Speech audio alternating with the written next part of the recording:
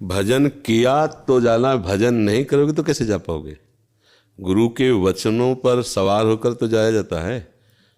तो केवल इतने ही तो नहीं कहा है ना, ऐसा करोगे, ऐसा समर्पण करोगे, इस मार्ग में चलोगे तो निश्चित भगवत प्राप्ति हो जाएगी। कहा गया नहीं कि आप श्री जी के शरणागत होकर के रहिए, बेपरवाह हो जाइए, आपको भगवत प्राप्ति हो जाएगी। तो शरणागति का स्वरूप क्या है? तन वांग मनोभिर अमलई सोहम तवैवाश्रिता।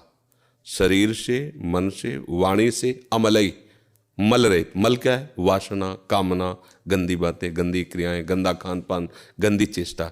इसलिए हरिवंश महाप्रभु कहते हैं तन वांग मनोभिर अमलई सोहम तवैवाश्रिता, मैं आपके आश्रित हूँ।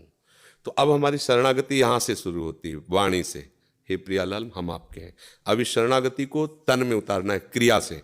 अब हमारे शरीर से केवल वही चेष्टाएं होंगी जो गुरु आज्ञा है, जो शास्त्र आज्ञा है। तो तन समर्पित हो गया।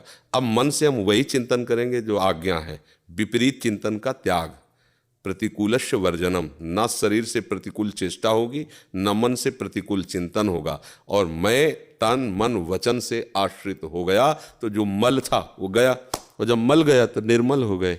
फिर प्राप्त करना थोड़ी होता है, फिर जो प्राप्त है उसी का बोध हो गया। अब गुरु वाक्य को ना समझने के कारण मनमानी आचरण को, तो शरणागत कहाँ रहे? गुरु शरणागत कहाँ रहे? गुरु आज्ञा पालन रूपी रथ पे ही तो बैठकर भगवत प्राप्ति होती। तो यहाँ तो मन को प्रमादी होने का चांस ही नहीं है। तो शरणागत कभी ऐसा तो नहीं कहा कि जो अन्य चिंतन करता है, जो अन्य आश्रित हो, भगवत प्राप्त निश्चित हो जाएगा, कभी नहीं कहा। अगर शब्द गौर से सुनो तो एक अनन्य आश्रित है पर उसमें विषय विकार है, वो भगवत प्राप्त हो जाएगा। कैसे?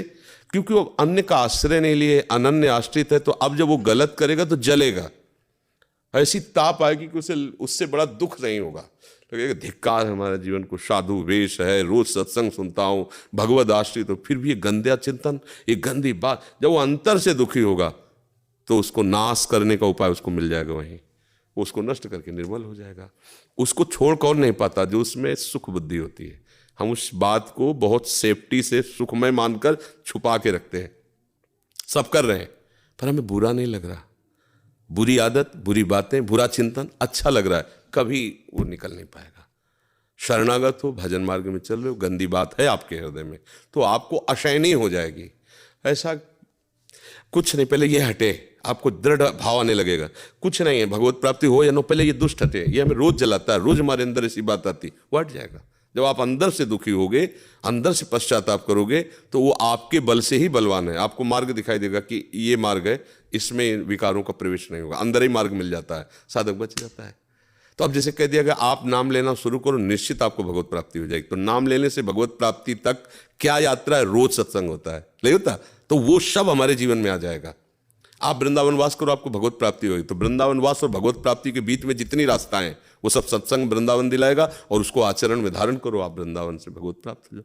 नहीं तो ऐसा बीच बीच में चर्चा भी होती रहती है कि धाम वास करते हुए भी कुछ लाभ नहीं ले पाएंगे यदि आप ऐसा नहीं रहे। आज की चर्चा क्या थी? आज सुना है सत्संग कि आप भजन करते हुए भी आप भगवदानंद का अनुभव नहीं कर पाएंगे। जैसे चलनी से कोई पानी को किसी पात्र में भरना चाहे तो केवल चलनी गीली होगी, पात्र नहीं भरेगा।